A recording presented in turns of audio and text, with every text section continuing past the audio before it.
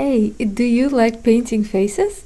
Well, then you have to watch this video till the end, as I will be showing you not one, not two, but all three different painting techniques that you really need to add to your arsenal of painting styles. These three different ways of painting will really diversify your watercolor painting approach. Hi, I'm Leila. Welcome to my studio. Okay, let's start with a technique that I call watercolor-ink technique. So for this, you would need a white sheet of watercolor paper, preferably cold pressed because we'll be layering a little bit, and a regular pencil, watercolor paint, some masking fluid, and some ink. Okay, so this sketch starts with a light pencil drawing.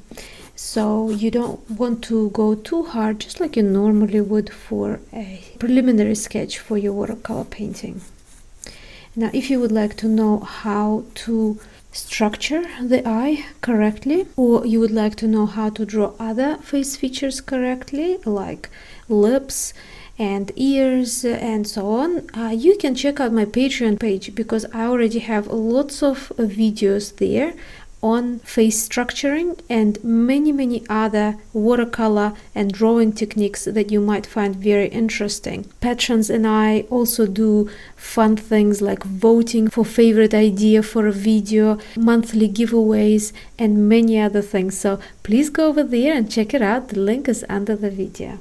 So this particular eye has quite a bit of makeup, and so we can, use the strong colors and the brightness and everything. Don't forget to mark the eyebrow as well. With eyebrows, you want to make sure that you just mark the direction. You don't need to draw through every little bit of hair for this technique.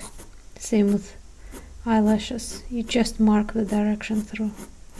So this is the stage that you really need to get your drawing to. You don't need to do any shading or anything like this, just quick little sketch.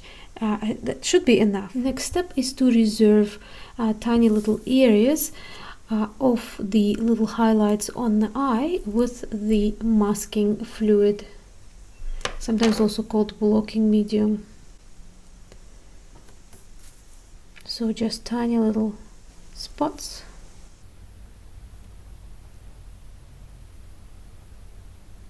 Okay, so now that the masking fluid is dry, let's go and apply a whole lot of water over the areas of the skin.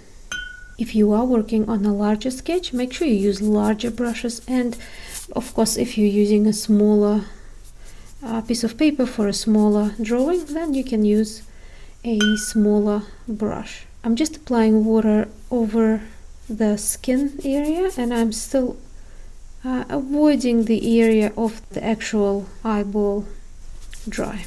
So the first color I'm going to use is English red. I'm going to use it in a really soft, very diluted state, and very softly going over the skin areas. Next, I'm going to go for some yellow ochre, and again really softly just introducing that color in and just letting it all blend. And you see I'm using really pale, really soft colors. Now when you are drawing and painting eyes, you need to make sure that you capture the right color, the right lines, the structure and everything like that. But you also need to make sure that you capture the right emotional state of the person as well. Is this person relaxed? Are they looking into the distance? Are they looking directly at you? So these things are very important when you are painting eyes. And did you know that eyes are not just the window to your soul? They also offer a glimpse into your health. You can tell if you are too stressed, for example, if your eyes start twitching, or you may need to check your cholesterol if you develop a whitish ring around your iris. which brings me to the sponsor of this video. Let's Get Checked. They are a worldwide leader in at-home health tests. That actually puts you in control of your own healthcare. I love the way Let's Get Checked gives you freedom to understand what is happening in your body without having to get a doctor's permission first. You can order a testing kit that will be delivered to you in discreet packaging. The beauty of it is that you don't have to leave your home to go to the lab to get your blood drawn. It makes it very convenient, and once your sample arrives in a laboratory, confidential results will be available from your secure online account within 2 to 5 days. By the way, Let's Get Checked laboratories are CLIA approved and CAP accredited, which are the highest ranking levels of accreditation. But that's not all. Your results are reviewed by Let's Get Checked clinical team, and you will have an option for a virtual consultation to discuss your results. In some cases, the clinical team can prescribe medication, and today Let's Get Checked is kindly offering a 25% off the at-home test kit for my viewers. Go to trylgc.com/Ataya and use code Leila25 to claim your discount. The clickable link is available under the video. And looking after your health is very important, so I hope you make a good use of this discount. Our skin tone is never the same color, so you get, even on a small patch of skin, you can get areas that are somewhat green and blue and pink and so on. So you want to really play up that side of watercolor painting. Okay, so I left it for a few minutes, and it's not fully dry, but most of the moisture has been absorbed into the paper. So what I'm going to be doing is I'm going to be using all the same colors that I was using here before, but now with just a little bit more intensity to bring out some of the darker areas. And you can see how the paint is still dispersing nicely.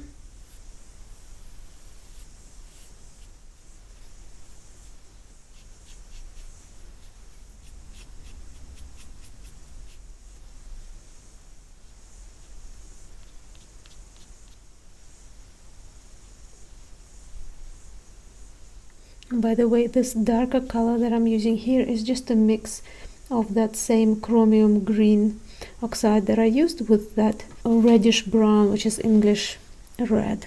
Whenever you work on the eyebrow, make sure that you go with a really soft color first when using watercolor, and only then you can go in with a darker color. So first just mark things through really gently.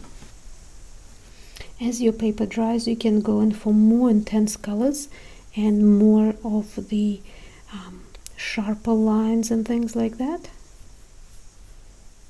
More English red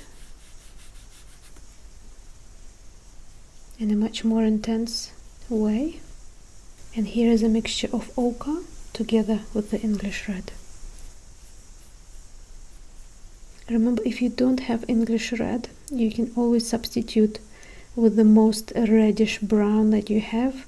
Perhaps you could even use burnt sienna or something similar to that. Just a tiny little bit of chromium green just here. You know, those little veins that pop up by the eye. And now I'm going to use a little bit of Van Dyke brown. If you don't have a Van Dyke brown, feel free to use sepia or raw umber. You know, they're probably the closest colors to that. So with this color, I'm going to introduce a little bit of the darker shadow, just like this around the eye. As you can tell, there's a lot of makeup on that eye. Okay, now I would need to work inside the eyeball as well, but I want to make sure that everything around is dry, because I don't want, you know, these colors to be flowing about. So while this is all drying, I'm going to work on the eyebrow. And again, I'm just going to use a little bit of that Van Dyke brown. And now you can see I'm already using a darker color and bringing out those separate strands, adding a little bit of that warmer red into the eyebrow, that reddish brown. And now I'm going to go for a smaller brush, and with quite an intense brown, I'm going to put some streaks over the somewhat damp paper.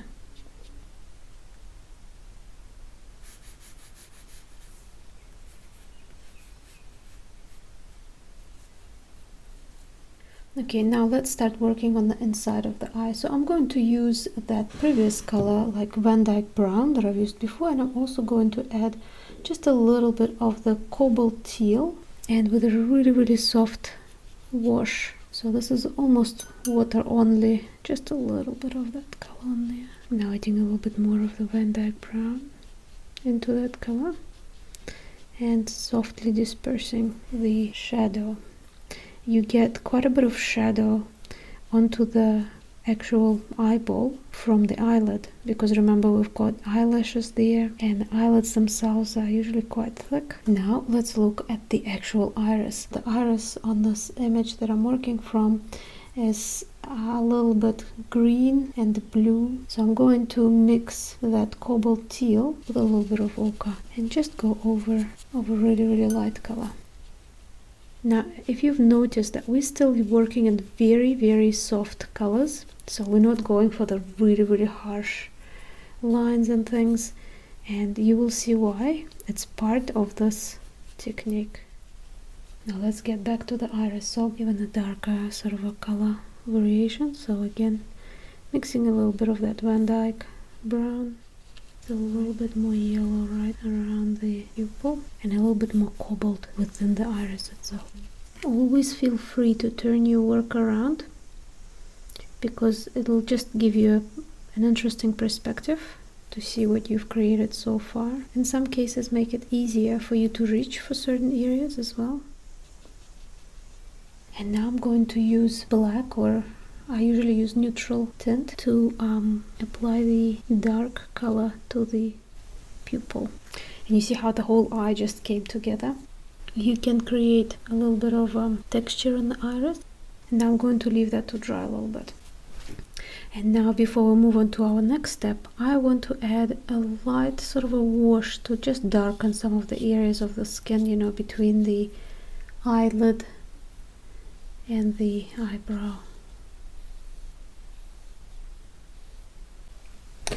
Okay, so it has been some time now and it's completely dried off.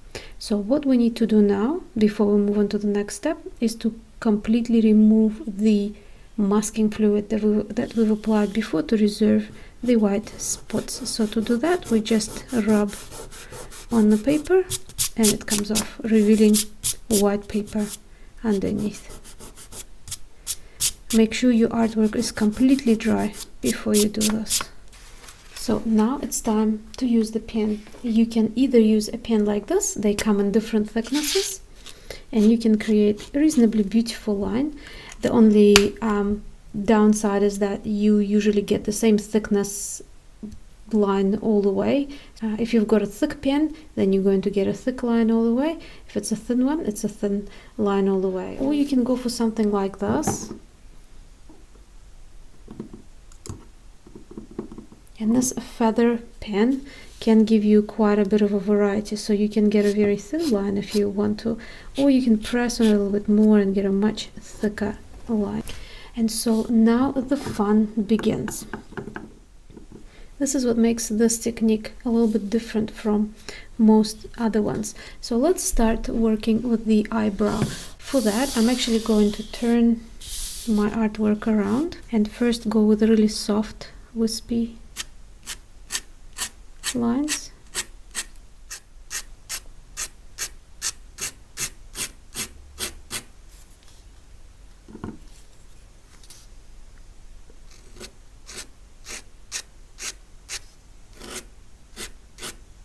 You can press a little bit harder and create a much thicker line, or you can start by pressing and then letting go to create varying thickness.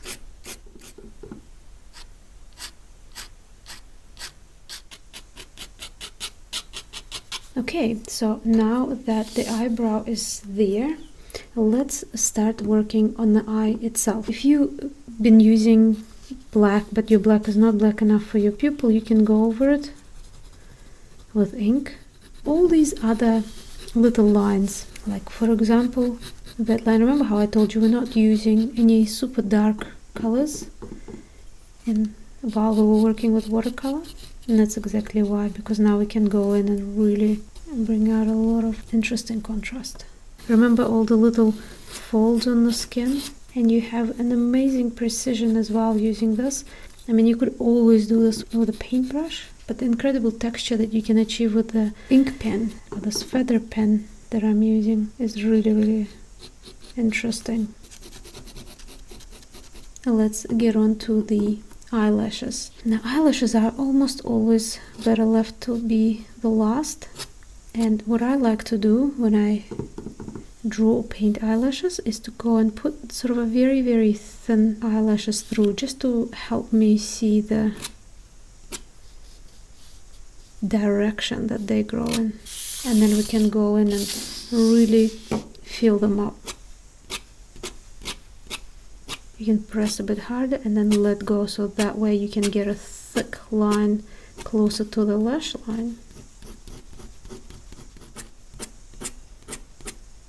So these are the eyelashes, but now I want to make some of these eyelashes clamped, because I think on the image that I'm working from, they are possibly fake eyelashes, so they're very thick, almost like sort of little bird wings or something. What I would also like to do is just to go closer to the lash line and just to really, really build them up. Now let's have a look at the bottom. So we've got much wispier, much softer lines.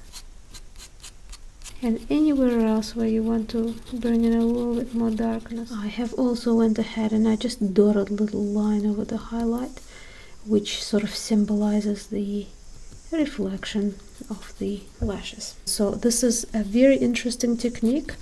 This technique is great for very quick sketching and reasonably detailed sketching as well, as you can see here. And you can use this technique, just like the other techniques I will be showing you in this video, for other watercolor painting as well. So not just the face or the eye, but you can use this to work on landscapes and still life and so on. So it's a very useful little thing to know. Okay, I hope you are enjoying this video still. Now for this next technique, we will actually need to use a creamy watercolor paper. Because I don't have any on hand, I'm going to make some. So to get ready, you need a creamy watercolor paper, or a really, really sort of off-white, kind of a paper. I will show you in a minute how to do it yourself. You will also need some watercolor paint and white gouache, along with our usual pencil and watercolor brushes. So the first thing you want to do, if you don't have off-white watercolor paper, is to get a little bit of one of these colors, or you can even pre-mix them. So what I'm going to do is I'm going to go for burnt umber and a little bit of burnt sienna mixed up together. I'm also going to use a large brush. I have this large flat brush. You can use a smaller brush, or you can use anything else you have on hand. You can even use a piece of clean cloth to just dip it all in and go for it.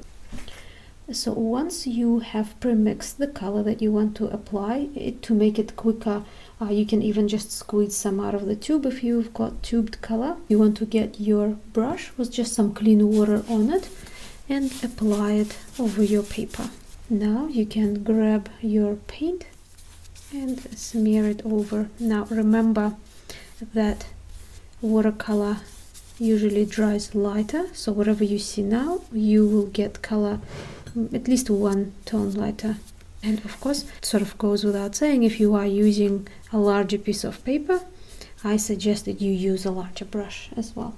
If you want it darker, no problem, just add a bit more paint, soak it up with your large brush and apply it while this is all still wet. and I'm using cold press paper. Now cold press paper is a great paper for layering because its pores are open, and so all your washes will be much smoother as well when you're applying them.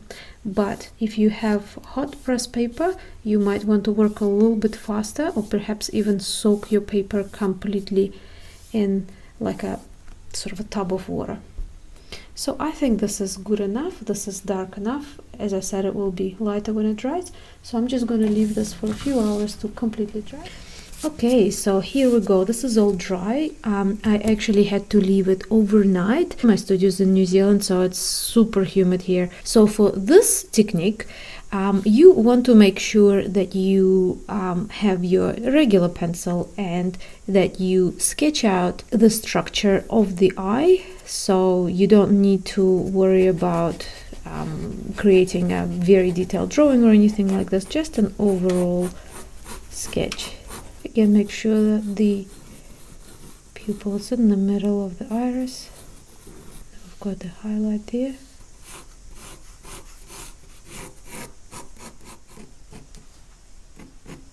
This is now good enough for us to start painting. So here I'm going to go for the mix of a little bit of burnt umber and English red, and make sure that I can apply that onto quite a damp paper, because remember this paper is completely dry now, so we can add a little bit of water. Now remember, if you have done the same thing that I have and you have applied a layer of watercolor paint, you don't want to be rubbing and scrubbing this too much. But if you are working on a tinted paper, then that wouldn't really make much difference. Okay, so now I'm just gonna go for the paint. It's reasonably diluted, and you want to inlay some of the darker areas with this color. So it's pretty much a very similar color to what we already have on the background. We're just making some of these areas a little bit stronger. Now I'm going to use Madder Lake Red. So it's a lovely deep sort of a blood kind of a red color. Again, getting just a little bit of the paint with quite a bit of water and softly going over the areas that show a little bit of pink. So in my image that I'm looking at, it's a little bit just underneath the eye there, and a little bit on the top lid, somewhat pinkish, just a little bit under the eyebrow. Next we need to add yellows and greens or blues. You know, if you mix them with yellows, then you will get greens if you mix blues. So I'm just gonna go for ochre. You know, your basic friend pretty much would find it in any set, and apply a little bit of that yellowness into the crease and a little bit on the, oops, it's a bit too strong, a little bit on the shadow side. Now remember, when watercolor dries, it becomes lighter in color. You see, when I'm using these colors, they're quite strong colors on their own, but because they're so diluted, you don't really get such a strong effect from them. This is a little bit of gray. This was a mix cerulean blue and a little bit of you know, the burnt sienna, the brown that we're using for this particular one, and it gives you this really lovely neutral grayish shade. You can always control how cool you want it to be. So see here, it's on the cooler side with more blue than brown. You can add more brown and make it more warmer.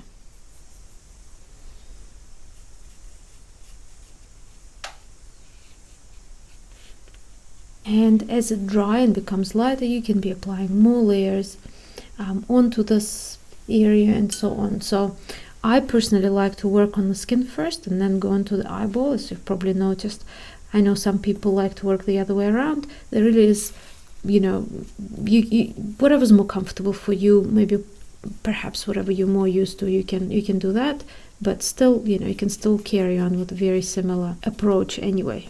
Starting to add a little bit of the shadow on the white of the eye as well. Some of the shadows that you're seeing is just paper bubbling up from having more moisture applied onto some areas, so I just hope it doesn't give you the wrong impression of what it looks like.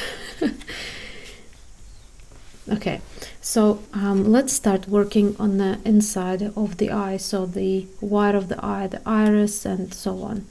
Okay, so see, we're still working with just watercolor, not using any white at this stage, but while we work on this, it will give a chance for the skin area to just get a little bit more dry.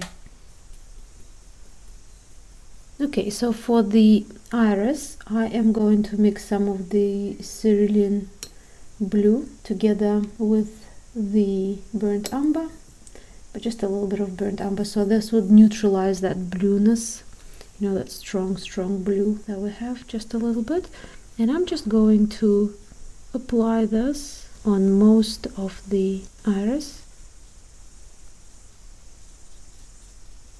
And you see here, what I'm going to do now is I'm going to clean my brush, get quite a bit of water off it, and just merge these together, which what this will do is it will still make the paint travel through, but this area will appear just a little bit lighter. And in that area I'm going to add a little bit of ochre and create more of the greenish tint to the iris. Now, while that is all sitting there and drying, let's look at things like eyebrows, for example. So for that I'm going to go for the smaller brush, so always make sure you have different size brushes handy. And again, just grabbing a little bit of that burnt umber, and you can add a little bit of black, or I'm adding neutral tint, and you don't want to use it really intense, so make sure you have plenty of water to create quite a soft look to the paint. And because this is still just a little bit damp, these lines will be merging a little bit, and that's kind of what you want at this stage, because we're just doing like an under painting.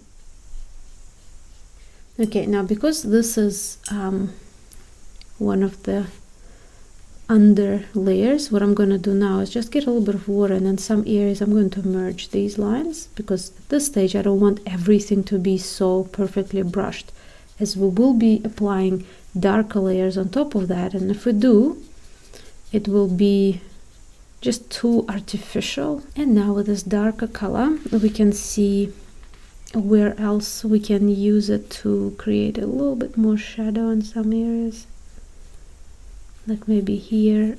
As I said, this is almost dry, but there's still a little bit of that dampness. Maybe grab a bit of red with it, just whatever reddish tints I've got on the palette, you know, because that change of color works so well with watercolor when you're painting.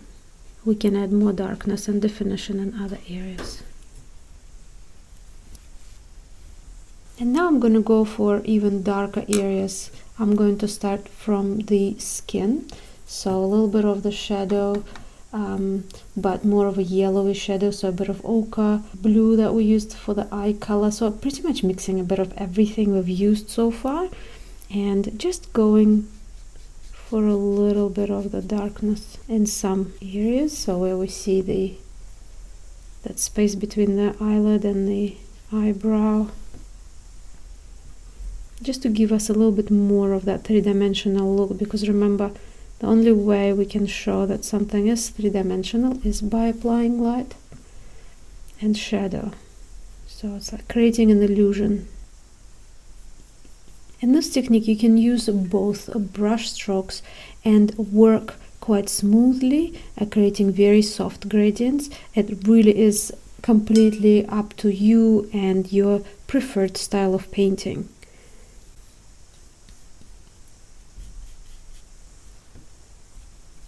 Some red, so I'm going to mix that red with a little bit of ochre to give it a sort of almost an orangey, warmer cerulean hue blue, and I'm going to mix a little bit of ochre with it, which is going to make it a bit more green, but I'm also going to add a little bit of the red. So I'm pretty much mixing a very, very neutral shadow, but I'm using all the colors that I've used in this work, so they're all the same. Create just a little bit more of the color variation on the white of the eye, and depending on which color is more prevalent in your mix, that's the shade of that neutral color that you would get. So see, at the moment I have a little bit more blue in there, so it's coming out a little bit bluier. Now if you add a bit more ochre in there, it will become a bit more greeny, and so I'm going to just add a little bit of that greeny tint underneath. Now remember, eyeball is quite wide, so you don't want to use very, very vivid colors, but we do get a lot of shadow, the shadow that is cast by the eyelashes, the shadows that are just cast, not cast, the own shadows, just because the eyeball is round. So you get, you get a bit of stuff going on there.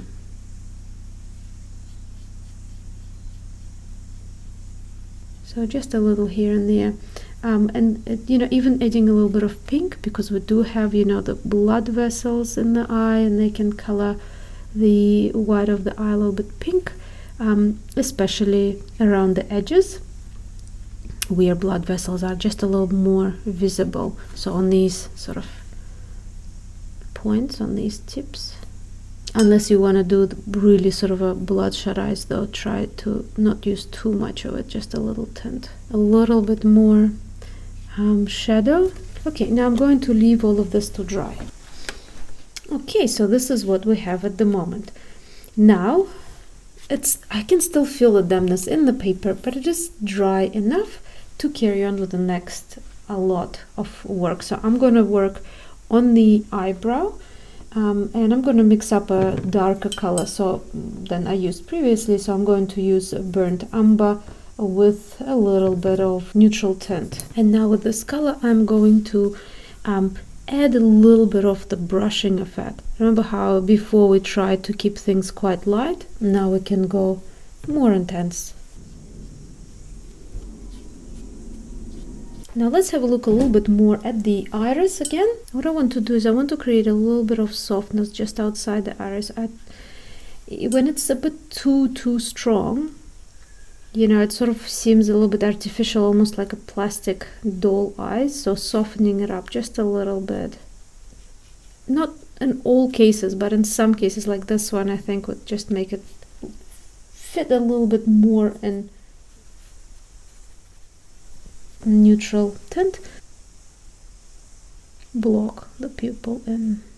Now while the pupil is drying, I'm going to use the same color I've used for the pupil and just add a little bit more detail in terms of shadow just here and there, just really dark, very contrasty stuff.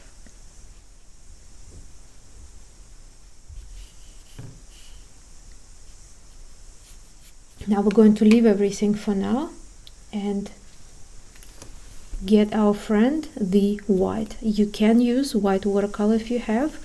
I have white gouache, so you can use that as well. And this is where the whole point of this technique starts to come together.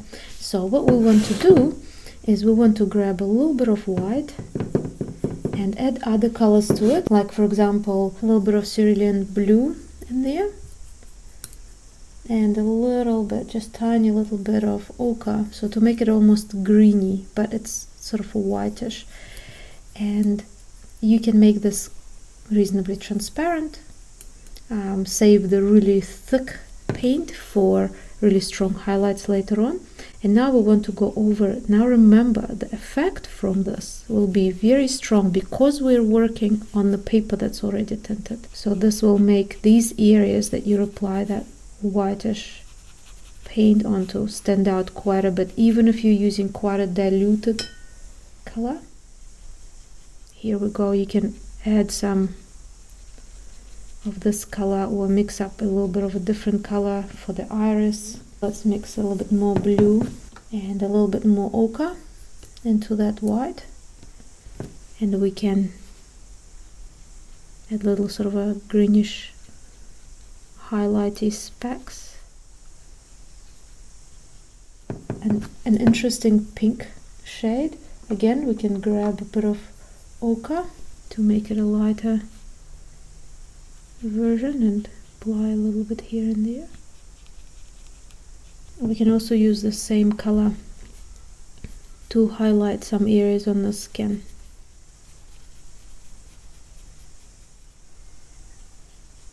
Some on the sort of a brow bone, a little bit of a highlight here, you know, a little bit of that fold, the eyelid fold.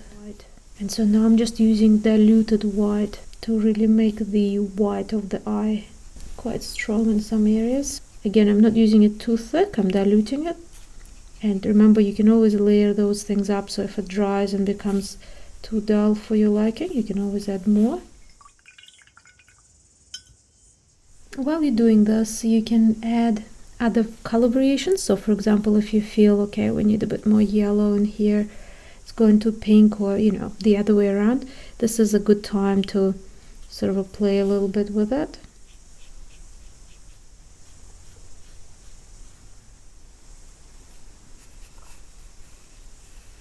You know how I've reserved this little area here? I didn't use masking fluid, just painted around it because it's large enough. What you can do now is you can actually create a little bit of the patterns, a little bit of the softness, you know, because highlights usually, quite rarely, they are just a spot. They usually is either a reflection of a room or the light or anything like this. And we can use a little bit of the white gouache and just make some of these areas a little bit stronger. There might be some highlights happening right by the tear line. You can put a few stronger points here, and you see that the white really is so super strong, or appears super strong, because we have prepped the paper before we even started painting on it.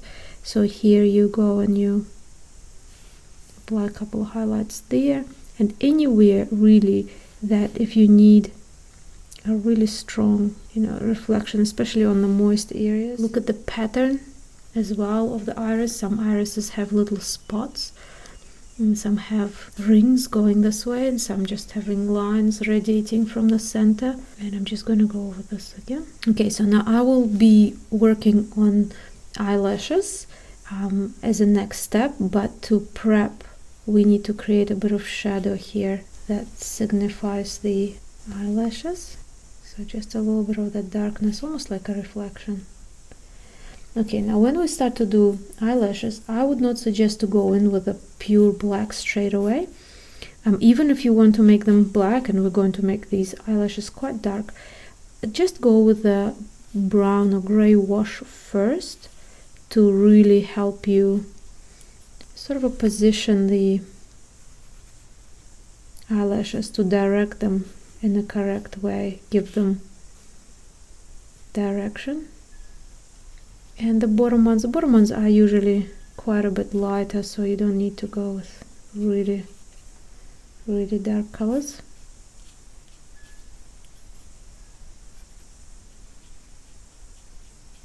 Remember, you get quite a bit of shadow from eyelashes. And now I'm just going to go for the neutral tint, so quite a dark color, almost black, and I'm going to add, you know, the little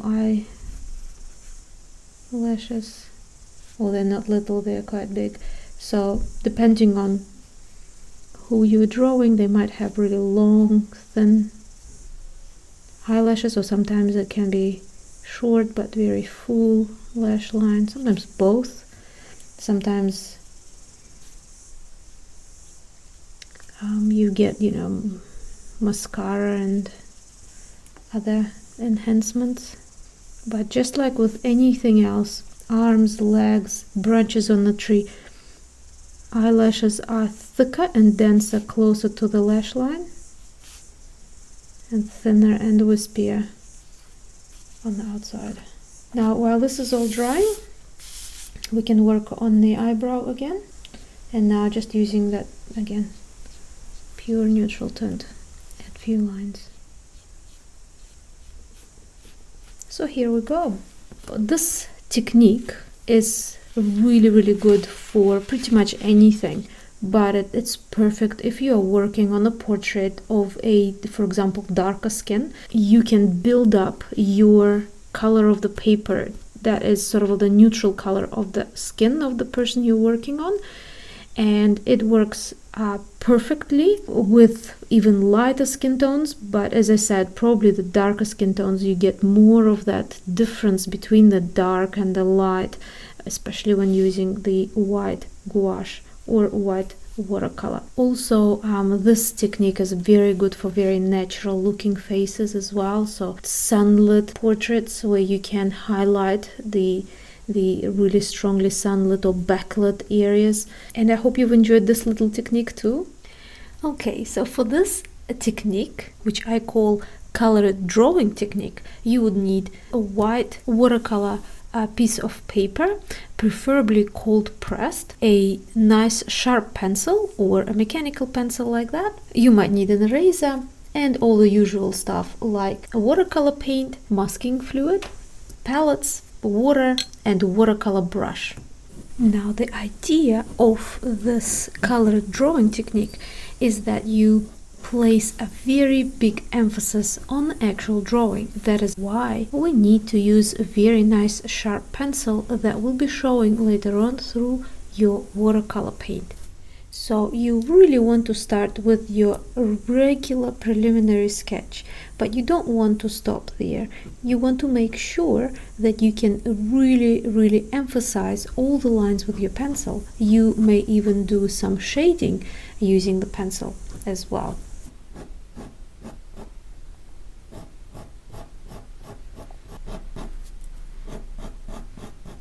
Remember, you can go quite strong and quite dark. So you can use, your B pencils for this kind of shading, because remember, the main aspect of this technique is creating a very detailed drawing. With this technique, no blending or smudging whatsoever. You want lines to be visible.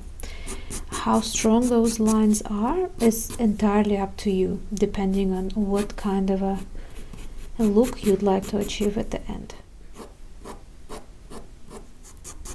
And so here I'm creating some shading.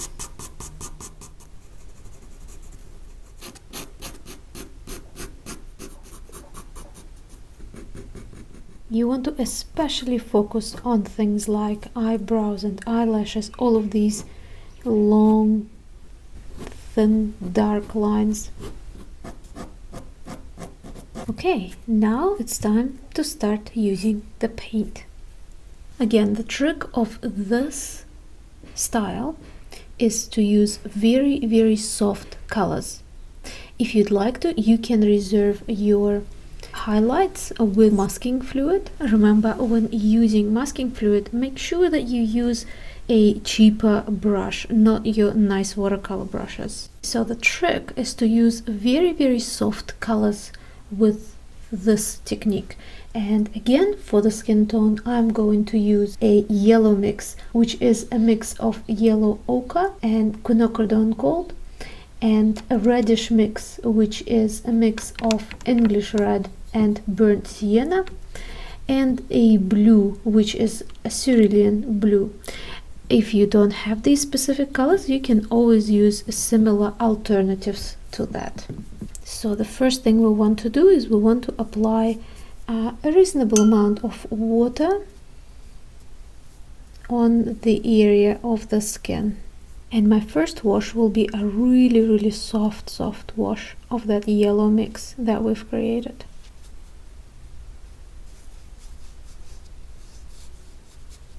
Now I'm going to pick up a little bit of the red mix and apply it in some specific areas, like in the crease of the eye, on the lower eyelid. Remember, this is something you should be doing while the paper is still wet, and just a little bit under the eyebrow. Now I'm going to grab carmine red and also use it in a super soft way. Now remember to not overdo the red, because it's quite a strong color.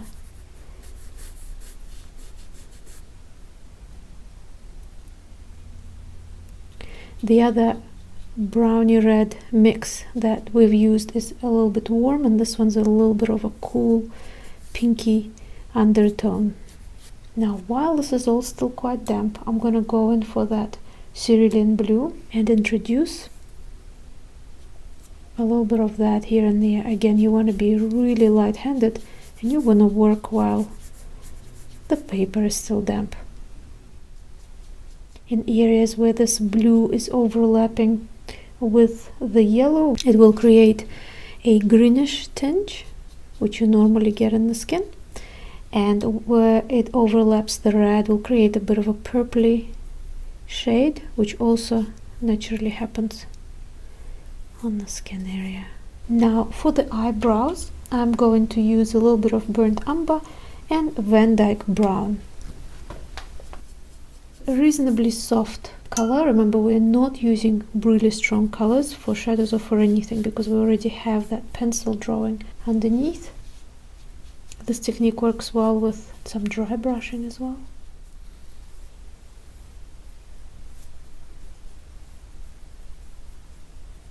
Okay, next let's start working on the white of the eye and the actual eye on the inside. So I'm gonna go for some of that cerulean blue in a really soft wash, and you can even mix it up with a little bit of that brown mix that we had for some darker shadows and natural color variation of the white of the eye.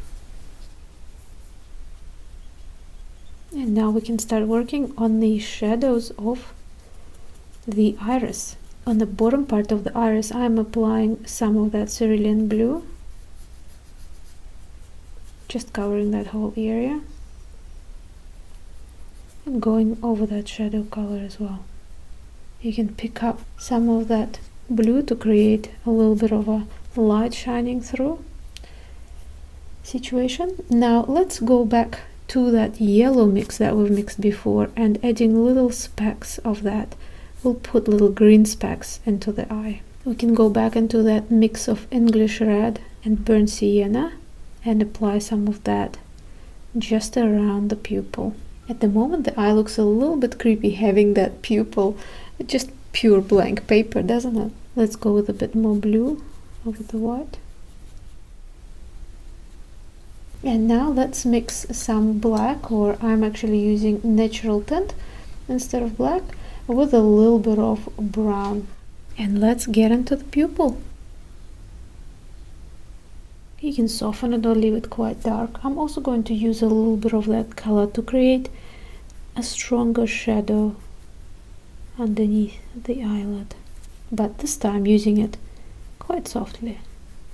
Okay, so now we are almost finished, and this is a good time to go over some of the areas that you might decide that you need to make a little bit darker, because once the pupil goes in, you start to see things in relation to that specific tone. Now we need to wait for this to dry. Now it has taken about 20 minutes to dry, but it is completely dry. So now it's time to remove the masking fluid, and you do that by gently rubbing your finger on the paper to reveal white little areas of paper. Okay, so here we have the eye. Now one last but not least thing for this technique is, if in some areas you want the pencil to become stronger and more visible, you can go over some of the areas again. Not over the whole drawing, but some of the areas, like maybe some strands of eyelashes or eyebrows. Maybe add some lines over those highlighted areas that you have reserved with your masking fluid. And here you can see how with pretty much using your drawing skill, you can slowly move into watercolor if you're just starting to learn watercolor. Also, this particular technique works really well for very light, very soft colored subject matters. Like this is quite a light colored eye and a very pale sort of a skin. If you are applying really dark colors, you can imagine that they would go over the pencil lines and the pencil lines will get lost. So just something to keep in mind. Other than that, I think it's a really beautiful, very sketchy, very free-flowing technique. And the results speak for themselves. Okay, and last but not least, here is what they all look like. The technique where we've used very strong pencil lines to create pencil drawing like effect, and then pretty much just colored in that drawing. That's all we did. So the emphasis is on the line and the pencil shading. Here is a sketch where we've used really soft watercolor but stronger colors than here, and once it dried we went over with the ink and created all the details with that. Again, this technique is perfect for very highly makeup look, or maybe a person that has features that are quite, that has a lot of dark lines. If you want to achieve a really soft look, you probably would be better off going with this technique or even this technique, but this is for, like here we've got highly makeup sort of eye, and it works great for that. And this technique here as well, remember the prepping of the paper, of the background, and creating this very natural, realistic, and again, this is perfect, especially when you're working on darker skin tones. It just makes painting process so much easier for you. So let me know in the comments which one is your preferred method, or maybe which one you have tried. I really would like to know what you guys think. Don't forget to subscribe if you like this video, because there'll be more interesting watercolor and drawing videos that you might really like. And thanks to Let's Get Checked for sponsoring this video. You will find all the links for that under the video. I also want to say a big huge thank you to my wonderful patrons for supporting this channel, for helping me do what I do, and also having a lot of fun over on Patreon as well. I hope you guys have a lovely day, and make sure to check out the videos that are popping up now on your screen, as so many of them you will probably find very helpful, especially if you like creating beautiful drawings and watercolor paintings. So I'll see you soon in the next video. See you soon. Bye bye.